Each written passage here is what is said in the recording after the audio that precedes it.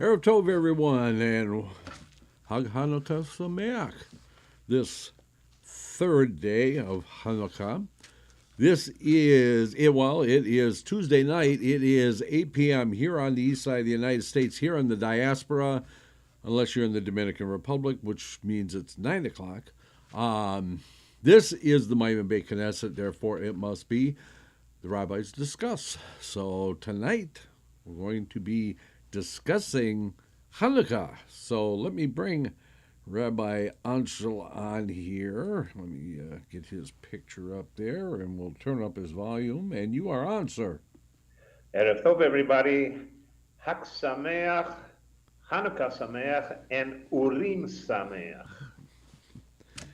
Okay, you want to explain the last one? Urim? Yeah.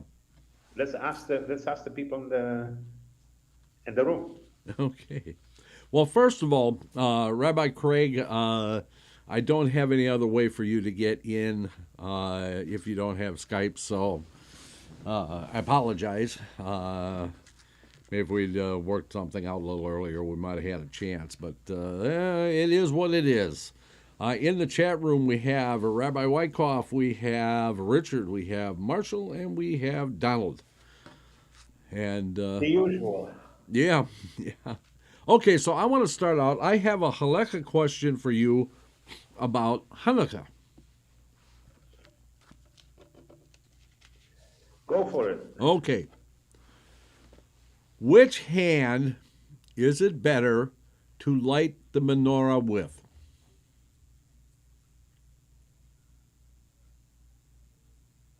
Are you asking me, or are you asking the group, or everybody? No, I'm asking you. Which hand? Which hand is it better to light the menorah with? I only light it with the right hand, and I'll give you the reason why. Okay. You want me? I'm ready. Because my left hand is usually used, for what? And I consider it not as clean as my right hand. Okay. You want to know what the answer is? Yeah, go ahead. Neither. It's best to light it with a candle.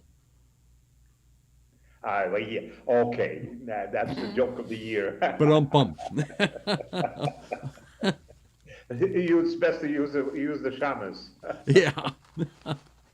Okay. No, but it's true, because you wipe your thing with your left hand, or I do. Yeah. So I don't consider it to light the candle. Although it's you can make an argument, but I put on my tefillin on my left hand, so you can argue the point. Okay, so hey, before we get in, lady goes to the post office to buy stamps for her Hanukkah cards, right? And she says to the cashier, "Can I have 50 Hanukkah stamps?" And the cashier asks her what denominations, and she thinks about it for a moment. She goes, "Oy vey, has it come to that? Okay, give me 6 Orthodox, 12 Conservative, and 32 Reform." Why? Okay, so we're going to We're going to be discussing Hanukkah tonight. We're going to be discussing a little broader look at Hanukkah, mainly those things that brought it about, and a little more in depth into the revolt and how that some of the battles and stuff like that. So, May I say something? sure. It's you're right to get into the in depth the reason for Hanukkah. You really will have to go back, all the way back to Antiochus III, the king of Syria. Yeah. That's where you really the story of Hanukkah starts, and it's an in-depth story of what happened. And you and I discussed about the story of Judith, who was called the Jewish Wonder Woman, and so yeah, we can go into depth. So go ahead. Yeah, yeah. So what I wanted to look at, I mean, basically, just about every Jew out there knows about the miracle of the lamps, the oil, that Judah Maccabees and the battles, but we really don't understand the whole story. So I wanted to get into that. So let's start with a little bit of background here. Okay. So in the 2nd century BCE, Judah, the kingdom of Judah, laid between the Ptolemaic kingdom, which was based in Egypt, and the Seleucid Empire, which was based in Syria. So they're basically right in the middle. And because they were on that trade route, they were basically coveted by both sides. These two kingdoms were formed after the death of Alexander the Great. Judea had been under Ptolemaic rule, but fell to the Seleucids about 200 BCE.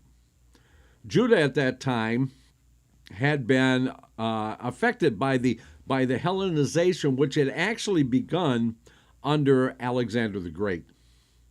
Now, some Jews, mainly those in the urban upper class, notably the Tobiad family, wished to dispense with Jewish law and to adopt a Greek lifestyle. According to the historian Victor, Russian name that I can't even pronounce, the main motive for the Tobiad's Hellenism was economic and political. Imagine that. The Hellenizing Jews built a gymnasium in Jerusalem, complete with they competed in international Greek games, removed their marks of circumcision, and repudiated the Holy Covenant. So, now we come back. They also the Sabbath, everything. Right. So we come ahead a little bit of time, and to when Antiochus the fourth became ruler of the Seleucid Empire in 175 BCE. The high priest in Jerusalem was Onias II, or the third. I'm sorry, Onias III. To Antiochus, the high priest was merely a local governor within his realm, who could be appointed and dismissed at will. While to the Orthodox Jews, he was divinely appointed. And we know he actually had to be elected by his brother Kohanim. Jason, the brother of Onias, bribed Antiochus to make him high priest instead. Jason abolished the traditional theocracy and constituted Jerusalem as a Greek polis. Menelaus then bribed Antiochus and was appointed high priest in place of Jason. Menelaus had Onias assassinated. Menelaus's brother Isamachus, I think, stole the holy vessels from the temple, causing riots that led to his death. Menelaus was arrested for Onias' murder and was arraigned before Antiochus, but he bribed his way out of trouble.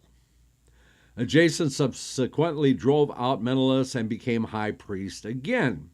Actually, none of these guys actually had any call or any right to the high priesthood. Antiochus pillaged the temple, attacked Jerusalem, and led captive the women and the children. From this point onwards, Antiochus pursued a zealous Hellenizing policy. He made possession of the Torah a capital offense and burned all the copies he could find. According to the first Maccabees, the first book of Maccabees, he banned many traditional Jewish religious practices. Jewish sacrifice was forbidden. Sabbaths and festivals were banned. Circumcision was outlawed. And mothers who circumcised their babies were killed along with their entire families. Altars to Greek gods were set up, and animals prohibited to Jews were sacrificed on them. The idol didn't follow dietary laws. Pardon? He didn't allow dietary laws. Yeah. So the idol of Olympian Zeus was placed on the altar of the temple. The motives of Antiochus are unclear. He may have been incensed at the overthrow of his appointee Menelaus, or he may have been responding to an Orthodox Jewish revolt that drew on the temple and the Torah for its strength and encouraged by a group of radical Hellenizers among the Jews. So basically, this whole revolt was basically a two-front war. Yep. So they're basically fighting the Hellenist or the Hellenist Jews, and they're fighting the Seleucid army. So let's move on to the revolt. Okay, so in the narrative of First Maccabees, after Antiochus issued his decree forbidding Jewish religious practices, a rural Jewish priest from Modim, Mattathiyahu or Matthias the Hasmonean, sparked a revolt against the Seleucid Empire by refusing to worship the Greek gods. Matthias killed a Hellenist Jew who stepped forward to offer sacrifices to an idol in Matthias's place. He and his 5 sons fled to the wilderness in Judea. After Matthias' death, about 1 year later, his son Judah Maccabee led an army of Jewish dissidents to victory over the Seleucid dynasty in guerrilla warfare. Now, guerrilla warfare, there's some interesting things that we have to talk about when we get to this whole idea of guerrilla warfare. So, guerrilla warfare, which at first was directed against Hellenized Jews, of whom there were many, mainly the upper class, the rich ones, the merchants and stuff like that, who wanted to keep their way of living and stuff. The Maccabees destroyed pagan altars in villages, circumcised boys, and forced Jews into outlawry. The term Maccabee is used to describe the Jewish army. Is taken from the Hebrew word for the hammer. Hence why Judah the hammer, right? Yeah. Okay. The revolt involved many battles. Okay, and there was 9 major battles, ranging all the way from 167 BCE all the way to 160, almost a whole decade. This revolt actually went on, and actually went on even longer than that. The revolt involved many battles in which the Maccabean forces gained notoriety among the Seleucid army for their use of guerrilla tactics. After the victory, the Maccabees entered Jerusalem in triumph and ritually cleansed the temple, reestablishing traditional Jewish worship there and installing Jonathan Maccabee as high priest. A large Seleucid army was sent to quash the revolt, but returned to Syria on the death of Antiochus IV. Its commander, Lysias, preoccupied with internal Seleucid affairs, agreed to a political compromise that restored religious freedom. The Jewish festival of Hanukkah celebrates the rededication of the temple following Judah Maccabee's victory over the Seleucids. According to rabbinic tradition, the victorious Maccabees could only find a small jug of oil that had remained uncontaminated by virtue of a seal, which we'll get into a little bit later. And although it only contained enough oil to sustain the menorah for one day, it miraculously lasted for 8 days, by which time further oil could be produced. It took 7 days, actually, 7 days to actually, because the olive oil actually has to come from the top part of the olive tree, and it has to be crushed.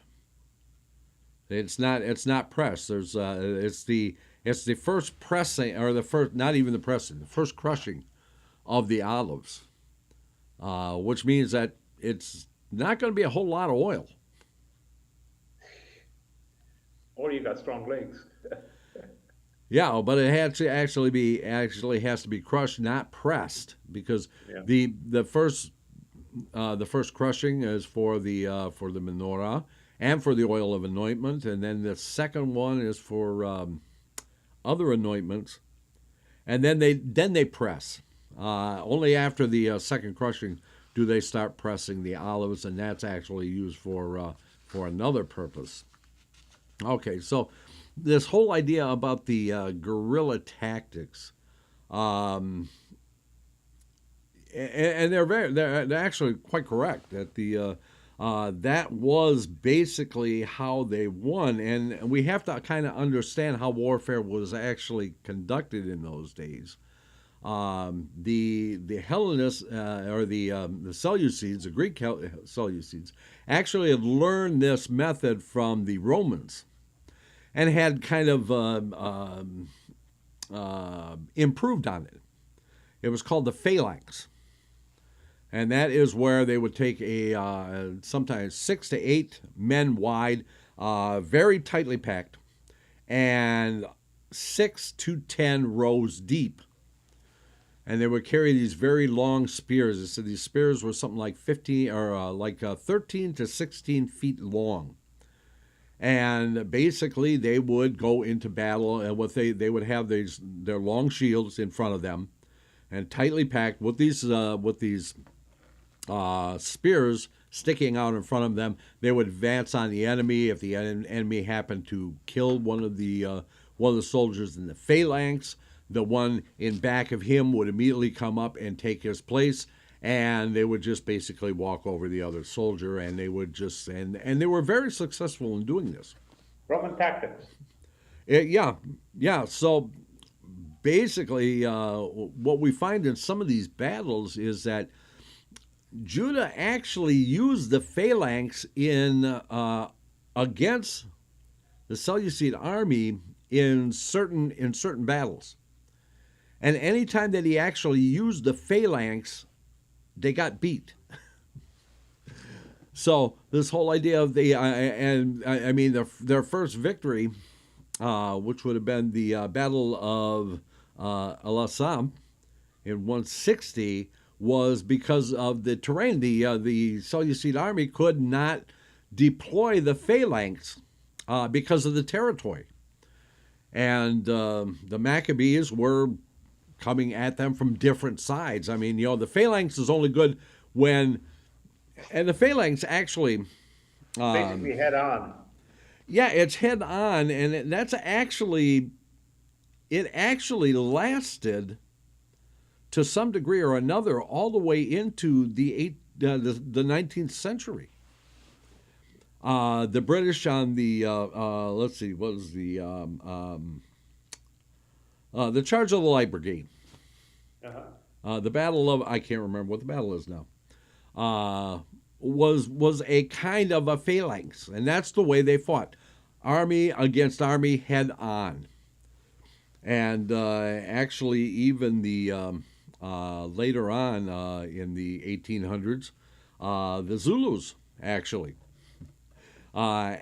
used the phalanx against the Boers and against the British, with a minor variation, which was actually quite brilliant. I don't know if you've studied anything about the Zulu Wars or anything. No. They called it the head of the bull. So the phalanx was actually the head, but they would also deploy on the sides, which they would call the horns. And what they would do, the phalanx would draw the enemy in, what they would say is draw the enemy in on the loins of the bull, and then the horns would come in from the sides and surround them from the sides and the back, driving them into the phalanx where they could be. And they were actually very successful with it. But again, it was very effective. And actually used well into the 1800s. In fact, you can actually see traces of that in World War One. During the trench warfare. The pictures of the British going up over top of the embankment and straight into the jaws of the of the enemy. So I mean, this was but again, Judah was able to dispense with the idea of the phalanx, except in a couple of battles, which were basically more on open ground and stuff like that, where the guerrilla tactics probably wouldn't have worked as well.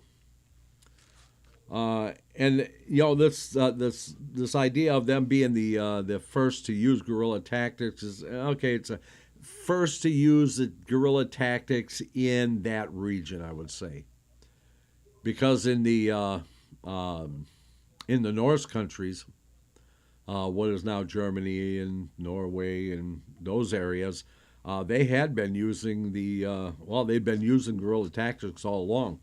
Which was necessary because of the terrain that they were actually fighting on. So, any comments so far? Listening. Okay.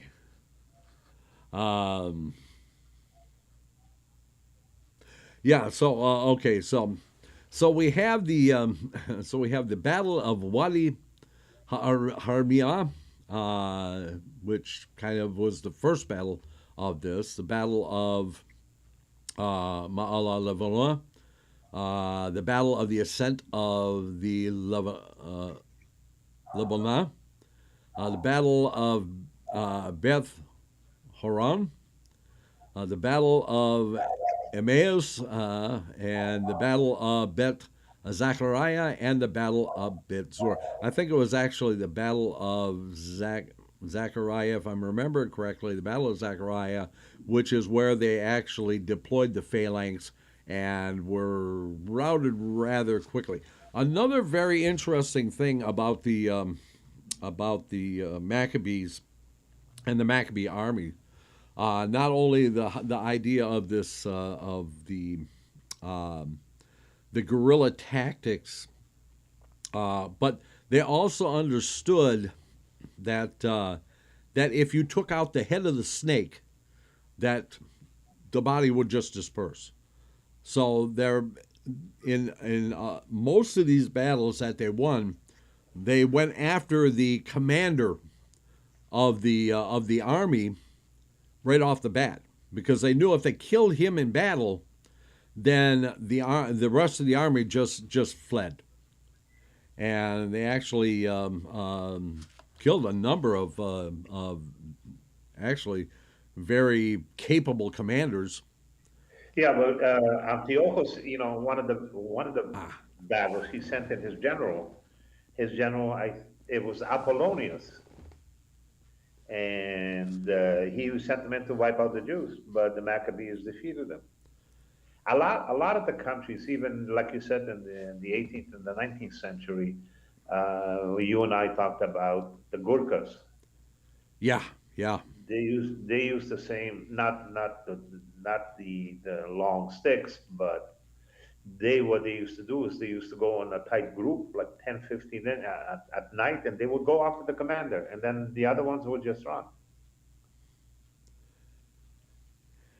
yeah,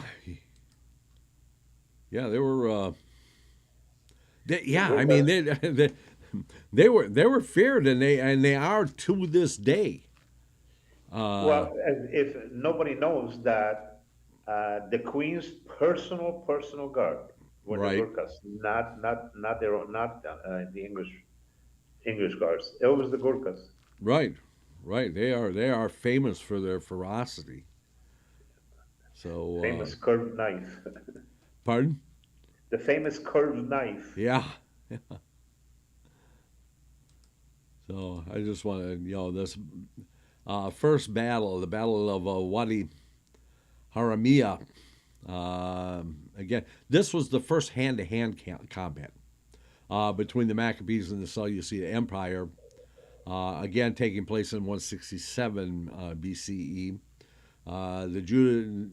Jewish forces led by Judah, because Mattatyahu had uh, passed away only a year after this whole first episode. Uh, and that was under the command of Apollonius. That's what I said, Yeah, Apollonius. yeah. So after the Maccabees revolt started, Judah relocated his guerrilla combat units at the northern part of Shomron. Uh, Apollonius, how do you say it? Apollonius? Yeah, Okay. Governor of Samaria, was sent with the local Samarian army to link up with the Seleucid forces from Jerusalem. The Maccabees gained the element of surprise by ambushing the enemy at the Wadi Haramia and successfully destroyed a much larger Syrian Greek army and killing its commander. That's the key thing, killing the commander. the army was actually 40,000 in strength, and the two commanders that got killed, the name were Nicanor and Gorgias, and they were both killed. And after the battle, the people assembled at a mitzvah where Samuel the prophet was old, and he offered prayers to God, and all the rest of the battles the Maccabees won. Yeah. So, um, let me find this next battle. Yeah, there it is. The Battle of Leia uh, was, again, another hand-to-hand combat fought between the Maccabees and the Seleucids in 167. Again, um, okay, let's see. Judah relocated guerrilla combat to the northern part. Okay, basically, these two battles must have happened pretty quick, one after the other, because they actually happened during the same year. Different battles. I mean, this, and it may have been part of a two-part battle too. So let's see. The next one was the ascent of the Levana. Okay, and of course my computer is deciding that it wants to do things that I don't want it to be doing right now. So, okay. The Battle of the Ascent of the Lebanon. Uh, yeah, yeah, this just keeps repeating itself. This is, I don't know why it's doing this. I'm trying to find the ones where they actually, um, they had actually deployed the phalanx against the Seleucids, and it actually failed. I guess I'm not going to be able to find it. So anyway, so let's but I mean these are actually quite fascinating. When you look at it from a military point of view, and that's actually where I got this from, was not from a Jewish website. It was actually from a military website that looks at different revolts and battles and stuff like that. And very prominently on that website, they talk about the Maccabee Revolt.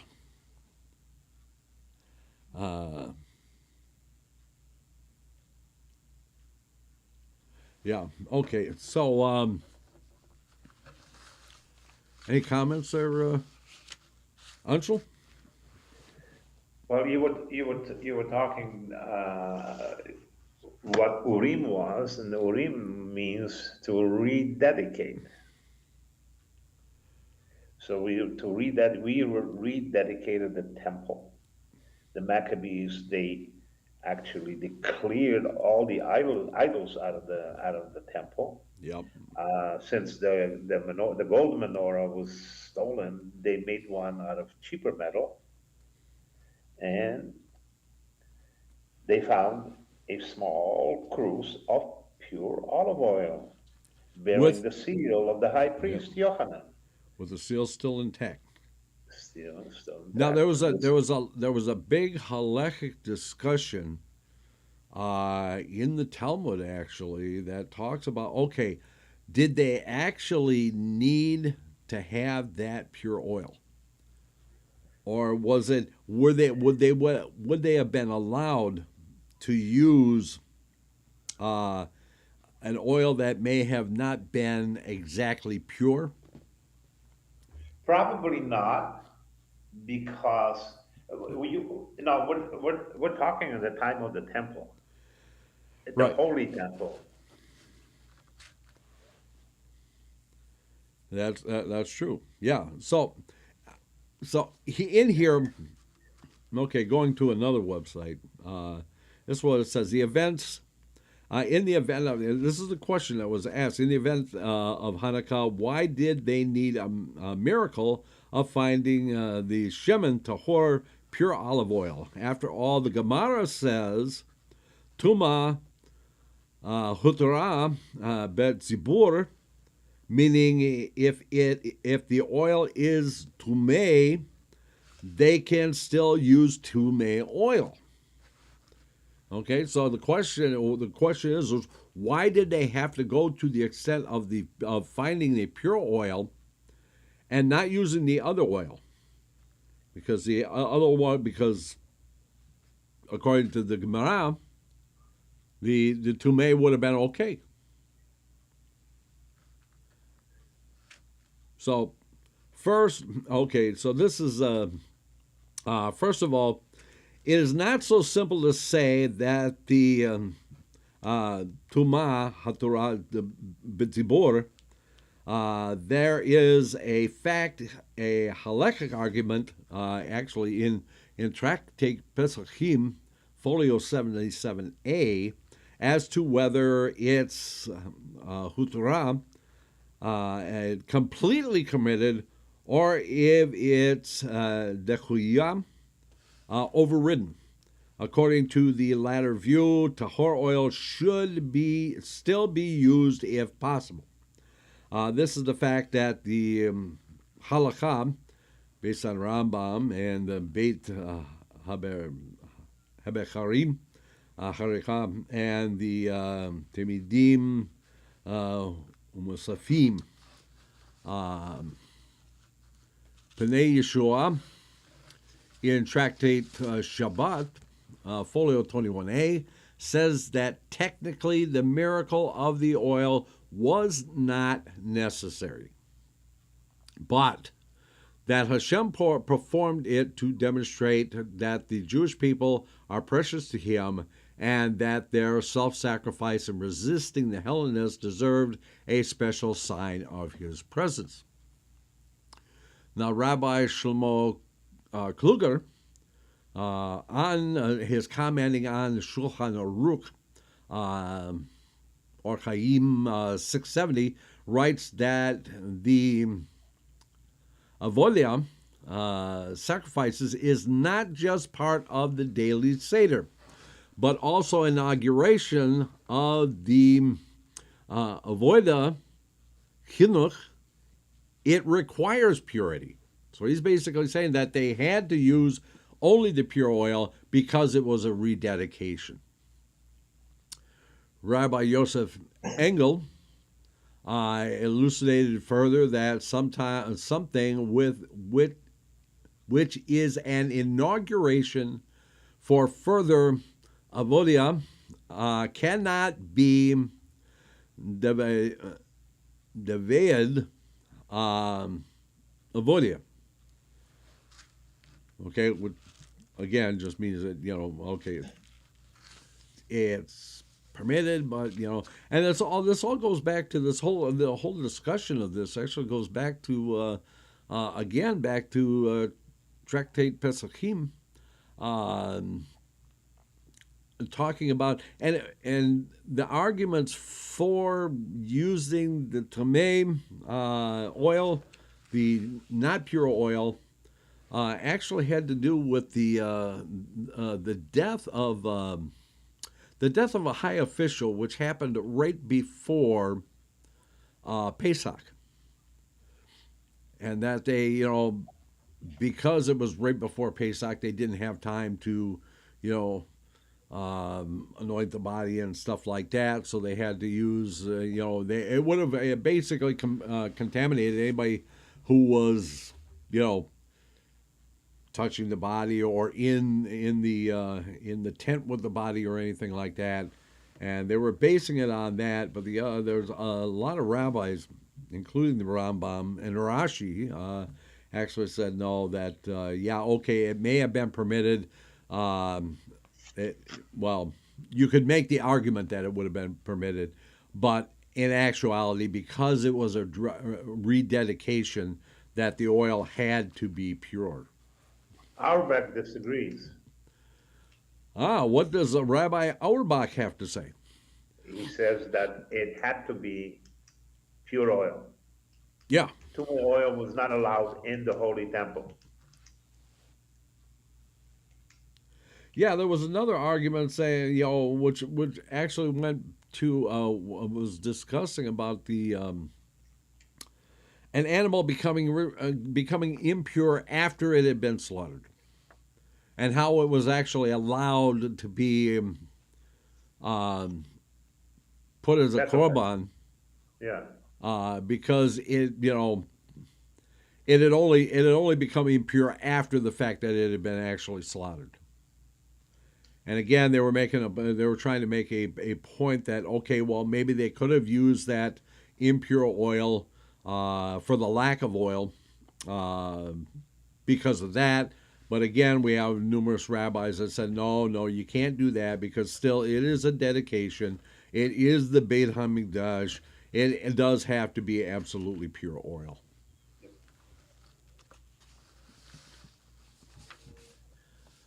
I always lean to Auerbach's decisions.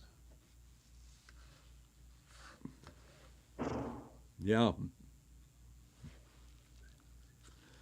Okay, so yeah, I mean, we have many sources that say, I mean, the discussion is worth it.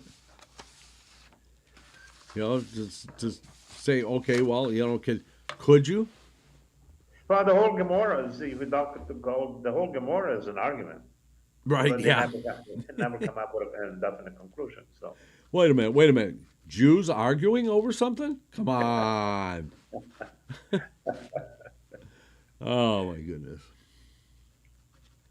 Yeah, it's to agree to disagree. Yeah. Okay, so, hey, my mother gave me, when she was still alive, she gave me 2 Hanukkah sweaters. So the next Hanukkah I went to her house and I wore one of the sweaters, right? Figuring she'd be really happy to see me wearing one of the sweaters that she gave me, right? I come in, she goes, "What's the matter? You didn't like the other one?" But Okay. that's a Jewish mother. Yeah. Okay. Okay. We're about at our halfway point. Let's go ahead and we'll take our break now. I'm going to turn you down for a moment, Rabbi Okay. Ancel. Okay. So, um, yeah, let me take that down. Yeah, we're going to take our 6 minute break, and when we return, we'll continue with more bad jokes and more discussion about Hanukkah. Stay tuned. Let's all go to the lobby. Let's all go to the lobby. Let's all go to the lobby to get ourselves a treat.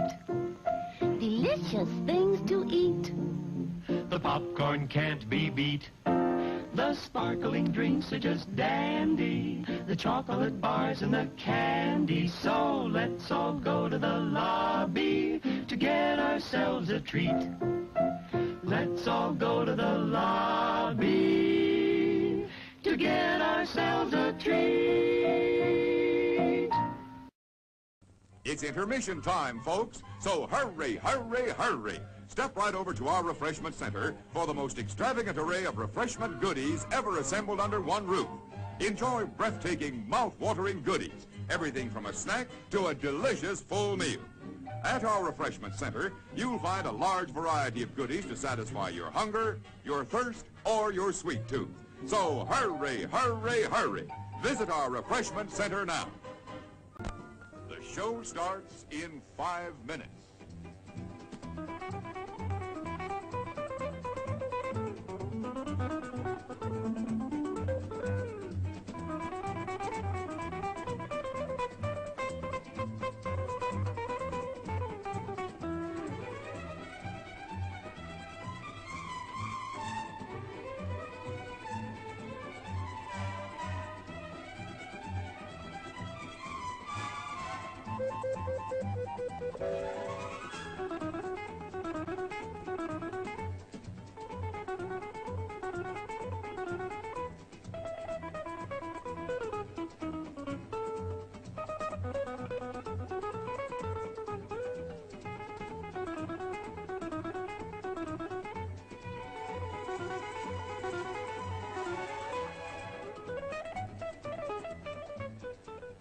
The show starts in 4 minutes.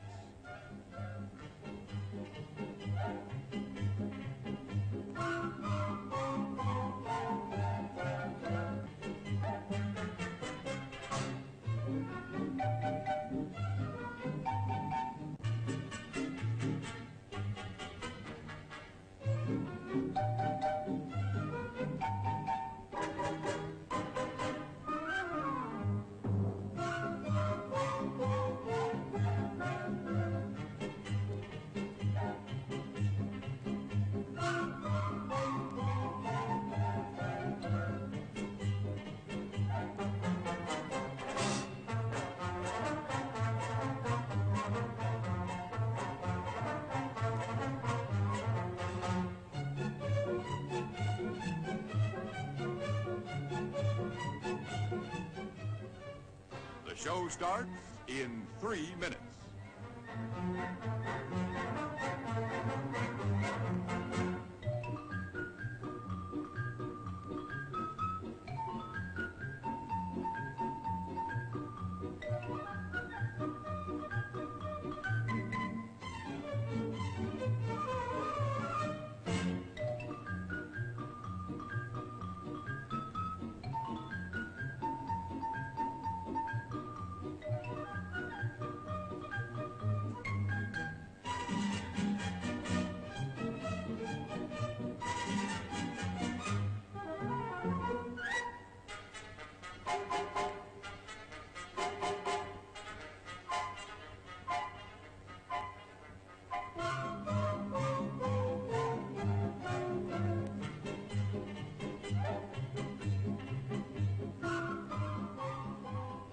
The show starts in 2 minutes.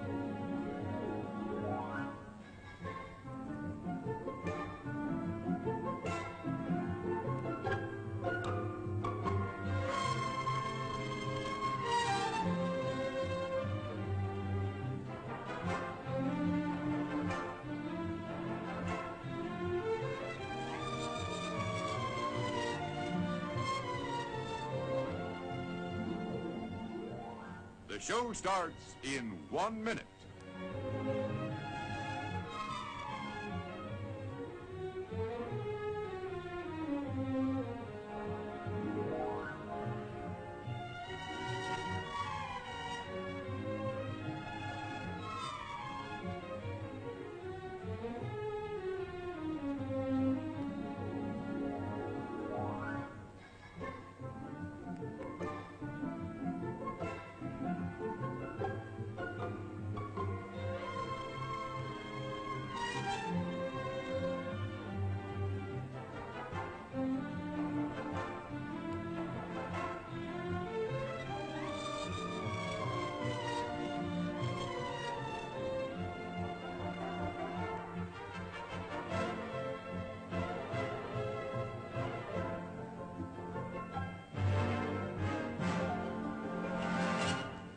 And now, on with the show.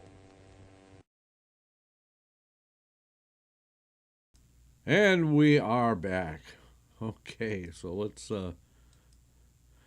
bring Rabbi Ancel back on here, and you're live again. Yep. So Rabbi Wyckoff and I were talking sometime last week, after the show, or sometime after the show, and he made a very interesting observation. I mean, the whole thing about Hanukkah is about assimilation, right? Mm-hmm. It's about not assimilating and stuff. And Rabbi Wyckoff made a very interesting observation. This is okay. Let's look at today that Hanukkah. Well, let's see. We're out buying presents and decorating with lights and what else? This whole idea of the Hanukkah bush and everything. And what are we doing? We're emulating the Goyim, right? Pardon? Assimilating to Christians' traditions. Yeah. So the Hanukkah bush. What do you mean Hanukkah bush? Yeah. So we're celebrating in a manner that is directly opposed to what the whole idea of Hanukkah is about.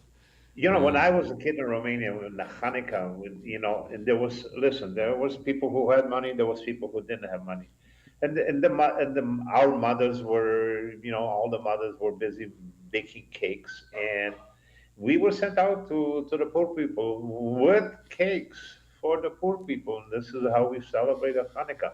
The biggest thing was that the Hanukkah menorah had to be in the window so that everybody could see it. Right. Here people are hiding it because they're afraid to people to know that they're Jews. I sometimes don't understand. We worry about the Palestinians. We have enemies within. And like I said to you before, when the way I was raised, the Jew was a Jew. I didn't know anything. Nobody knew about anything about Reformed Jews. The other ones, egalitarian. I didn't know. A Yid was a Yid. Yeah. Everybody in town was Orthodox. We followed Jewish traditions. We followed Jewish law. We had a shochet. We had a rabbi. We had a roof. And everybody knew their orders. Everybody knew about Jewish holidays because every boy went to Cheder. And from Cheder, we went to Mincha and Marev. And then we go home to eat. And then we did homework. Nowadays, forget it. What Jewish school? What Cheder? My rabbi had a stick. Every time he made a mistake, he used to say, because when he hit you on the back, he used to get a what they call it, a welt. Uh-huh. And I used to say, you got kishkas for Shabbos, for the children. Well, and too that we've been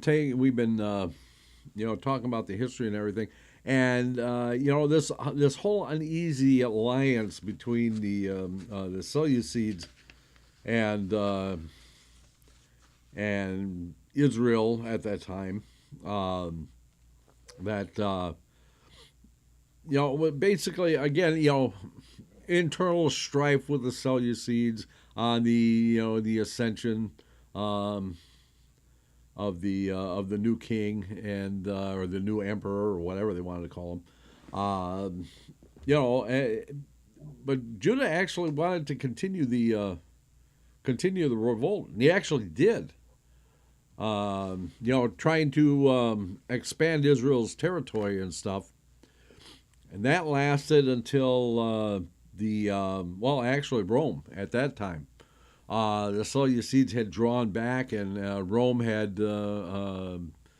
come more into power, coming up through Egypt and stuff like that, and then again into Israel. There was a second revolt, actually part of the Maccabean revolt, but this one was led by Shimon Bar Kokhba. Yeah, it's called the Bar Kokhba. The Bar Kokhba revolt was very interesting too. That in Europe during the early 1900s through the 1920s and into the early 1930s, there was a group. It was called the Bar Kokhba group, and it was basically what it was. Is it's very obscure. The Bar Kokhba Society in Europe, which was supposed to be an athletic kind of organization, kind of like what we do with the Maccabee games today.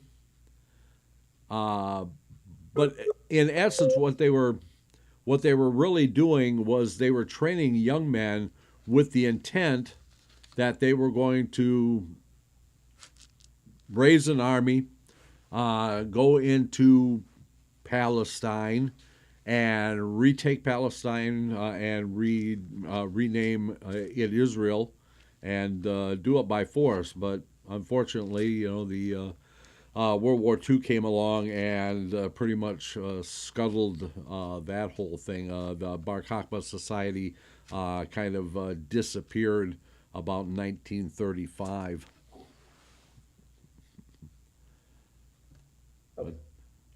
But even during the Hellenistic times, there was a lot of Jews who became Hellenistic Jews, and they put in what's his name, the false priest, Menelaus.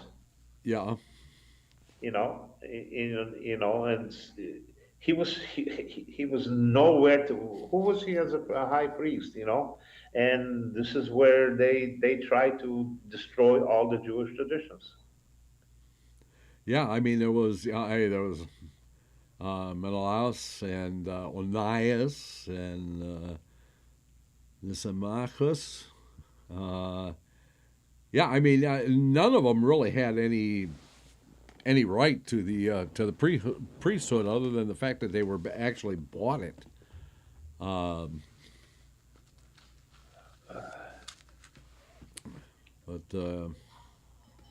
So, two menorahs are sitting in the window. The first one says, wow, it's getting hot with all these candles.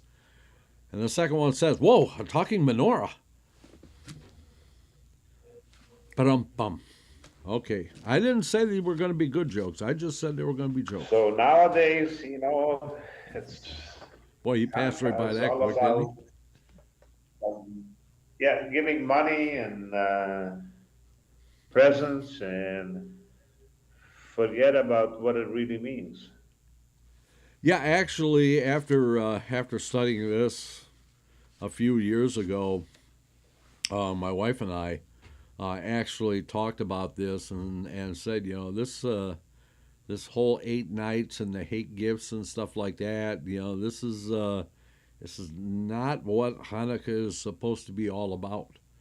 From that point on, it was basically one gift to celebrate the festival. Either we would exchange one gift to each other, or we would decide that we were going to go out and we were going to get one thing together. But that's it. No 8 nights of presents. No socks, no underwear and stuff like that. for 8 Well, nights. It just but then again, with the socks, you're going back to the pagan rituals. really, how's that? Well, that's putting presents into the socks. That's what happens in Christmas night. Oh, I thought socks were just because people basically needed socks, and it was a cheap gift to start out Hanukkah with, True. So that way you would always look forward to the next night. Well, it ain't going to be socks tonight. No. One Let's see what says, Rabbi Wyckoff has to say. He says, if you look at the Maccabees, the Maccabees were very fundamentalist. They burned the ships of the Hellenists. They burnt the stores. The Hellenists went to the Cypriot leaders and complained. Yeah, okay, well, if you want to drive them out, I guess that's the kind of things you're going to have to do, right? I wouldn't say I wouldn't call them fundamentalists. But I mean, yeah, okay. So they were zealots. And there's nothing wrong with being a zealot. yep. No. Yeah. But yeah, I mean, okay. So yeah, just a few other kind of side things that I don't know if you know or not, that the dreidel in the diaspora and the dreidel in Israel are different. The dreidel in the diaspora is Nes Gadol Hayasham. A great miracle happened there, and in Israel it's Nes Gadol Hayapeh. A great miracle happened here. What are some of the other traditions?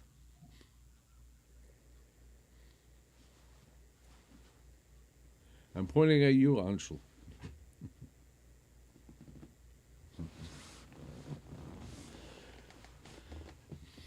Dead air. Dead air. You got any traditions? Or did we lose your audio again? Yeah, it sounds like we kind of lost the audio. It's Oh, we lost your audio there for a minute. yeah. Well, welcome to the Dominican. So what are some of the traditions? Yeah, Rabbi says eating jelly donuts. Oh, yeah, you betcha. I had my fill tonight. But what do you mean donuts? Suganiyot. Yeah. But where does the tradition of Suganiyot comes from? I used to know that, but I don't remember. Me neither. That's what I'm asking. Yeah, Wow. I can't remember right now. I don't. I never had Suganiyot in my country when I was born, Yeah. but we had cake. Yeah, so I mean, basically in Romania, you basically did Hanukkah very similar to Purim. Yes, but what was Hanukkah about? Because it was all about family. It was all about the miracle of Hanukkah. Mm-hmm. But there was a lot of people who the miracle for them would have been some food on the table. Yeah. So it's listen. I live in the Dominican Republic. There are people who have, and there are people who have not, and you try to help. And I think this is in Judaism, Hanukkah. I mean, and our holidays are totally different than anybody else. It's about Hashem. It's about family. It's about traditions. It's about laws to follow. It's not like I've seen here in the Dominican where they have the Holy Week, and to them is not going to their temples, and to them it's getting drunk. Ah, So we are God's people. We are totally different. let me ask you a question. Yes, Now you left Romania. You were 13 years old, if I'm 14. remembering. Up just after my bar mitzvah, I was 14. Okay, so you were 14 years old. You went to France. Yes. So what was your first Hanukkah in France like? Well, don't forget, when we left Romania, my mother had to swallow her wedding band because we weren't allowed to take out anything. You Yeah. understand? So we came with nothing, just our clothes. So basically, we were supported by the Hayats, which is the Jewish service, and they gave us pots and everything else, and they put us up in a hotel for the beginning few weeks. And then they gave us an apartment. My father worked. I went to school, and we went to shul. I mean, there's a lot of shuls. My only, it was kind of awakening call because Uh-huh.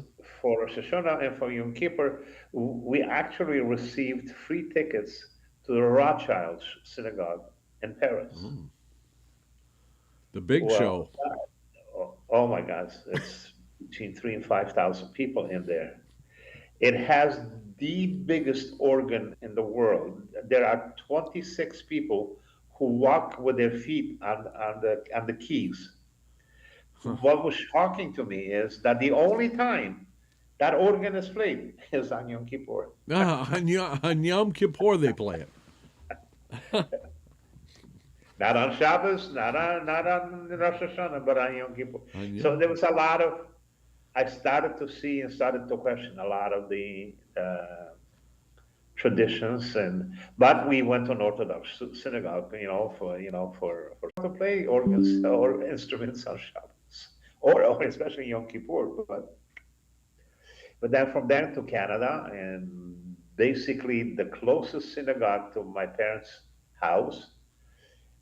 It was an Orthodox shul, but then the rabbi became a rabbi in Chabad.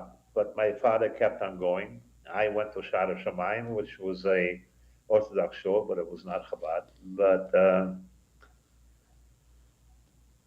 life went back to normal in Canada.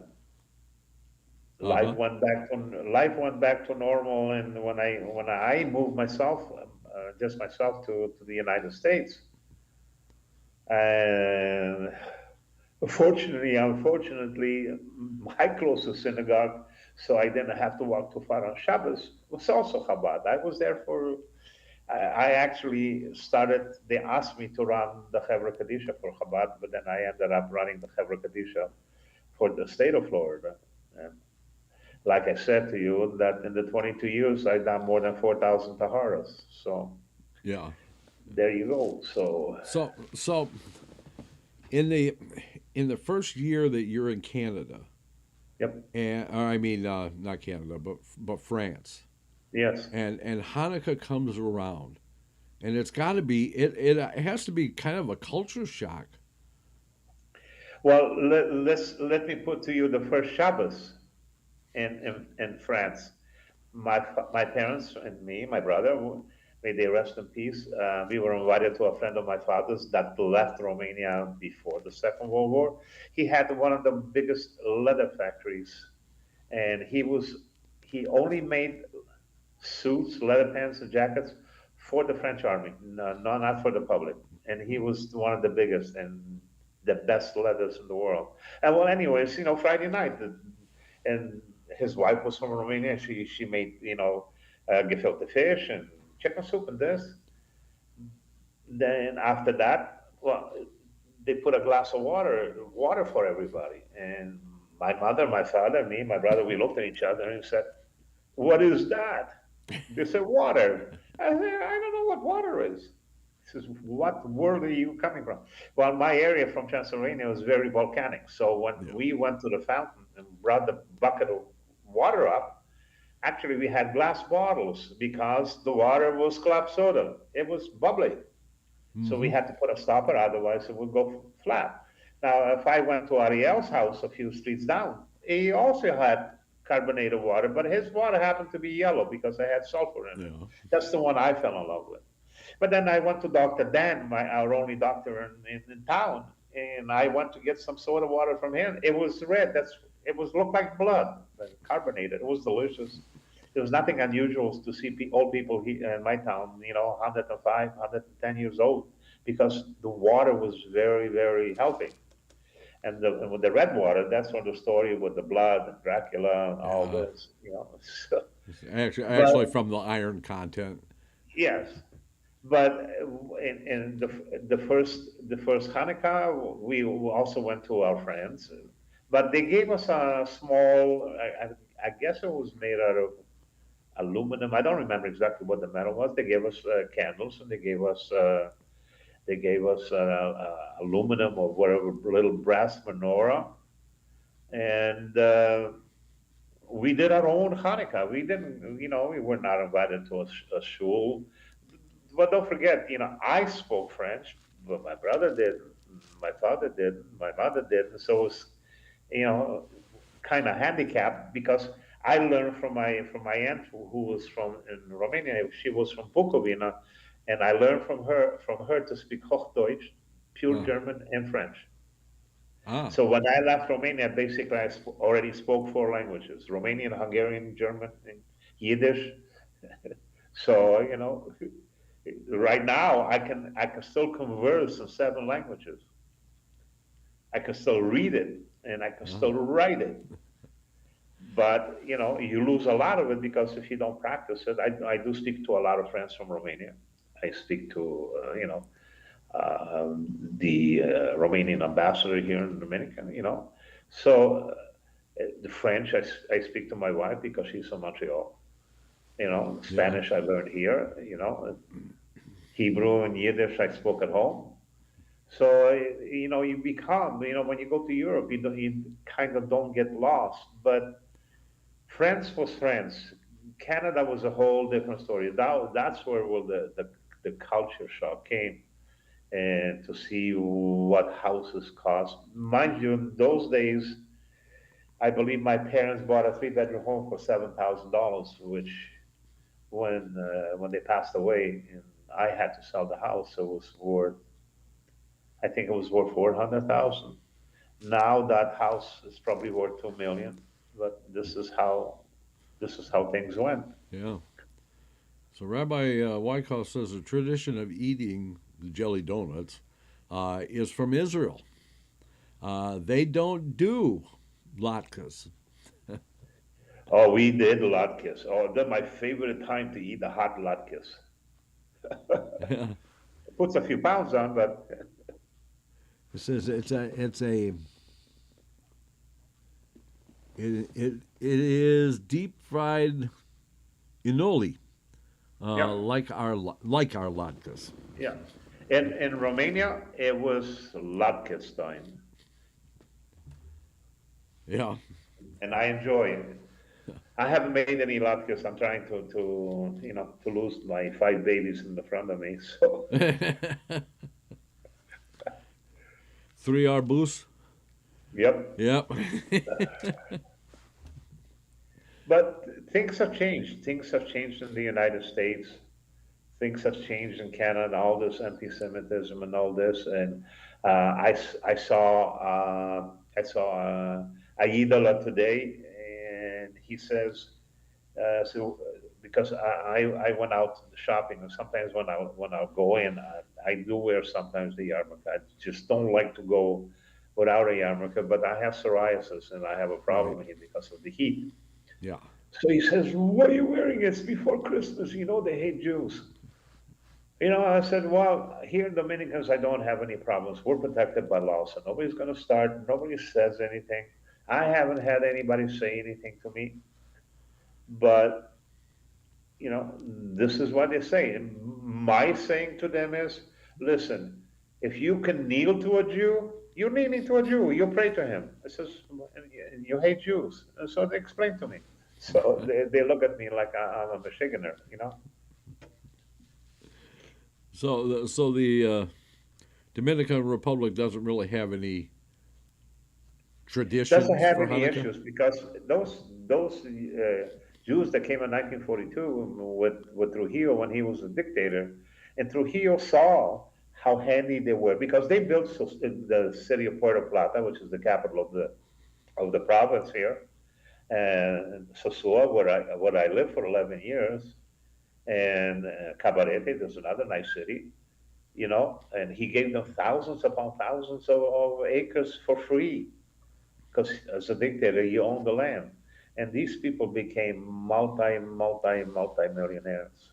And because they formed a company and they put their names together, and whatever land they sold, they split it between them. And then, like I said, these families became multi millionaires. But the downside is they were young people and they intermarried. So in Sosua, very seldom that I know who's really Jewish because most of the men married non-Jews and they never converted, they never did anything. So going to shul there, I don't know whether you had a minion or you didn't have a minion. Hmm. So it is tough. I would say real Jews here in Dominican is probably maybe maybe 500, but I Yeah. don't think so. I would say more close to 300. Uh, The rest of them are intermarried and they haven't got a clue, nor are they interested about Judaism. Because they don't eat kosher. It's to them it's Dominican food and they don't care. yeah. It's kind of sad, but it is what it is. Yeah, it is. And I mean, it's too bad. I mean, we really, yeah, I mean, we've really gotten away from the sense of what things are supposed to be. I mean, let's take for instance your bar mitzvah. Okay. Oh, my bar mitzvah, the rabbi came to me and he says, you studied Gemara and you studied this. You need to put together, a pshetel. You know what pshetel is? A speech. Yeah. So Saturday afternoon, because we went to shul to have our third meal, I had to stand up, say the pshetel, and then they said, "Congratulations, you got your bar mitzvah." Not Shabbos and morning when I read the Torah and I said the brachos and I said, no, you had to say a speech and you had to Hmm. learn it, and it wasn't like a one page. It had to be a few pages, and you had to make sense. You had to have a reason what you were talking about, why you were talking about. People were asking questions. Then if people liked it, they clapped a little bit. They sat down. We ate the third meal, and then we waited, and then Mincha and Mar, and Yeah. then Well, here in the finished Lavona. yeah here in the United States, actually, those of you who have been here for a while, you remember Randy Farb. He is the guy that did the comic strip with me for years. He used to do the show with us until he got too sick to be able to do it. Miss him very much. But his bar mitzvah when he was at the shul in Louisville, Kentucky, and he was saying every bar mitzvah student gave the exact same speech, and so it was all in Yiddish. So they had no idea what it said. All they knew was how to give it in Yiddish. And but I mean, here in the United States, I mean, look at what they do for a bar mitzvah. The big extravagant parties. I mean, They it's spent almost $50,000 to $100,000 for what? And then now they with the new thing about a bat mitzvah, because in my country there was no such thing as a bat mitzvah. yeah. Big parties, well, no. But then now I see you have the egalitarian movement where you have the women putting on talus and tefillin, which kind of freaks me out. Yeah. You can look away a woman putting on a talus, but tefillin, I don't think so. But then I've also had flack because I disagree with women being a rabbi. They're okay if they're school principals and they teach everything else but a synagogue rabbi. Well, we Because we actually covered that in one of our shows yeah, last year. but because when a woman is in her cycle, she's unclean, and you can't, especially touching a Torah. Right. They say you cannot make a Torah unclean. I don't know if you can, if you cannot. I consider a woman in cycle touches anybody, it makes you unclean. Why? This is because a lot of women say, "Why do you keep your hands in the bag?" Why do rabbis? Some rabbis keep their hands in the bag because they don't want to shake, because they're not sure if the woman is in cycle or she's not. Because if she is, Uh-huh. you know. But there's a big argument. There's a lot of rabbis saying that's old style. Well, old style or not old style, that's the way I learned. So you want to block me on Facebook because that's my opinion? Well, it's my own opinion. Like I always say, we can agree to disagree, but that I have to write on my own opinion. And Right. like I Yeah. said, I have no problem women rabbis to be principals and teachers and whatever. I have a problem with a rabbi being a pulpit rabbi. What is she going to do? Excuse herself for 7 or 8 days? I don't know. Yeah. Yeah. But I mean, the whole thing with I mean, especially um, the bar mitzvah, the big, huge celebration, which I think is actually a waste. I mean, it really doesn't. What purpose does it serve? I mean, a boy turns 13, he's already automatically bar mitzvah, right? Yep. Yeah. I mean, he just becomes responsible for his own religious duties at that point, and yeah, okay, he can be called to the Torah. He can perform other mitzvot and stuff like that. But do we really need to have these huge, extravagant celebrations? I But mean, you know why? Do you know why? It's because the dad has not taken time to teach his son some of the traditions, some of the laws. So they figure, they're going to go to a teacher and he's going to teach him. So he's reading Maftir and everything else. Do you think he really understands? yeah, And, yeah, and spend that kind of money where you can give a little bit of tzedakah to some poor people, which has a lot of meanings. And I used to get a lot of flack from Miami when I used to forget at the heart, but I did a lot of funerals. I've done hundreds. And I said, I used to see them bringing flowers, and the flowers in the thousands. It's Miami, but doesn't matter, but it's heat. Those flowers will be dead in a half an hour. Once you cut a flower, it's dead anyways. Why not take it and give it to somebody who has nothing? And they yeah, looked at me and they must have said, this man is crazy, but this is tradition. The same thing I said, who told you that you must wear black at a Jewish funeral? You're not supposed to. A funeral is not for the dead, it's for the living. And they don't get it. They just don't get it because nobody at home in the first 7, 8 years of a boy's or girl's life, they've never been told how to, why to, and where to. There's no cheder, there is nothing. You want to send a boy who's 13 years old who doesn't know how to read Hebrew. You want to teach him, and he's gets angry, he gets frustrated, he gets afraid that he's going to make a mistake. What for? Instead of teaching him about Jewish holidays, about Jewish life, about how to live at home, you're forcing him. I can guarantee you, 8 out of 10, you're forcing him to learn something he really doesn't want to because it's hard for him. He doesn't understand. yeah. Well, they give presents to a boy at his bar mitzvah. They give him a talus. You give him a book and a set of tefillin, not a talus. A talus is for somebody when he gets Right. married. Yep. But all these traditions have been twisted so that they become, oh, my son Listen, I do a lot of weddings over here, and I said, "Do you have a talus?" I said, "Oh yeah, I still have my talus from my bar mitzvah." What am I gonna say?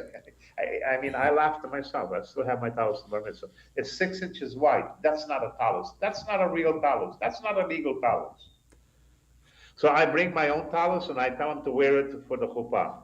Okay, Rabbi, I'll do it just for the chuppah. I said, okay. So I want to talk. They want to put beautiful silks and flowers on top of the chuppah. No. I says, I'm going to bring my big talus and you're going to use that as a cover. That's a real wedding. But I spend the time to explain to them. And then they agree because a lot of boys will tell, I don't want to wear a talus. It's too religious for me. I said, the talus is not religious. But if you tell them what it is, you tell them what the meaning is. Rabbi, I don't want to walk around 7 times. I said, but that's traditionally, you walk around 7 times. Can I walk around less? Can I walk 3? You get to the point where you got to stop arguing because they're just going to say, oh, I'm going to get a priest for this ceremony. Okay, so before we end, because we got like 9 minutes left, but I want to talk a little bit about what's coming up tomorrow. Okay. Now we talked about this not last week, but the week before. We weren't on last week. We are switching gears. We have been spending the last 2.5 years doing an in-depth study of the Torah. Using Rashi's commentary and other commentaries. So we're going to break away from that. We're going to come back to what we did a long time ago. We're going to go through the Parsha of the week, and this week is Mekates. So we'll be doing the Parsha of the week. We'll be reading the Parsha. We'll be going into a little bit of what the Gemara says, and a little bit more, maybe a little better understanding of what's going on in the Parsha for you for coming up on Shabbat on Shabbat. Also, you learn of the meaning of the parsha, and then you follow the next parsha because they do tie in. Yeah, and it's easier to understand because just to go through Shemot, how long will it take you?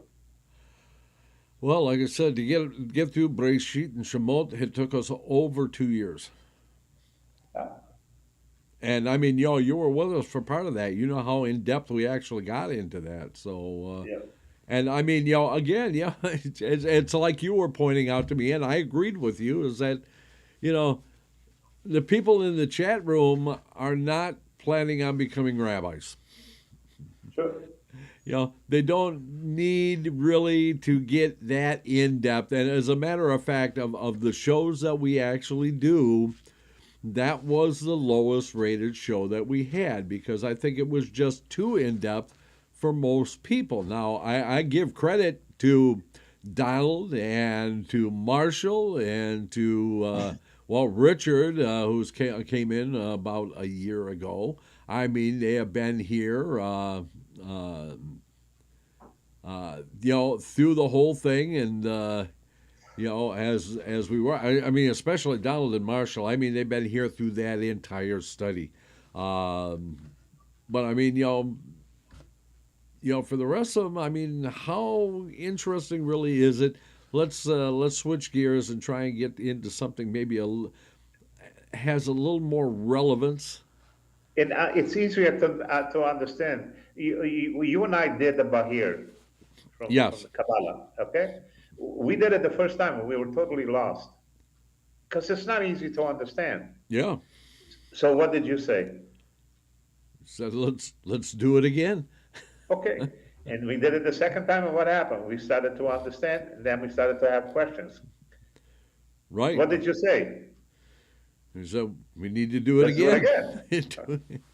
Okay. So the third time we understood, and this. Well, I mean, we understood as far as. I wouldn't even say we understood. We got a better understanding. Let's put it that way. Yep. Better understanding than the first time or the second time. But this is the whole thing. Reading the Parsha is a lot easier just for that week because you have You can do a Dvar Torah on that parsha. You can what the meaning of the parsha is, and it's shorter, and people will understand easier. Right. Yeah. And that's what our purpose is. It's not our purpose to give people such a deep understanding because, like I said, they're not studying to be rabbis. Right. They're just interested in the Torah, what it says, the meanings, the traditions, the halacha, and it's a good study. There's nothing wrong with it. Studying Torah is from beginning of your life to the end. Yeah, Rashi, or I mean, not Rashi. Marshall says that rabbis, it's all been worthwhile, and Dallas says, I agree, Marshall, and I appreciate that very much. We're hoping to maybe get more people involved by coming back to where we basically started Torah study, coming back with the weekly parsha, that maybe we can get more people interested and coming and get the word out. Let people know that we're here. They can study the Torah with us. They can listen to Rabbi Ancel and I rattle on and on about history and military tactics and whatever happens to strike our fancy, and then come back and listen to Zeta tell his stories every week. So I'm going to turn you down while I sign out here, and I'll be back in a moment. Okay, so again, tomorrow night at 8 p.m. Eastern is going to be the Torah study, the Parsha of the week, Torah study. Again, Parsha Maketz this week. And then Friday night at 8 p.m. Eastern is the Kabbalat and Ma'ariv Shabbat service. And then on Shabbat morning at 10 a.m. Eastern is Shachrit and Musaf for Parsha Maketz, Rosh Chodesh, and Hanukkah Day 6. So I hope to all see you then. Until then, everyone, I hope you have a wonderful Hanukkah. I hope each night that you light a candle, that you increase in your joy. And until next time, we'll simply say, Laila Tov.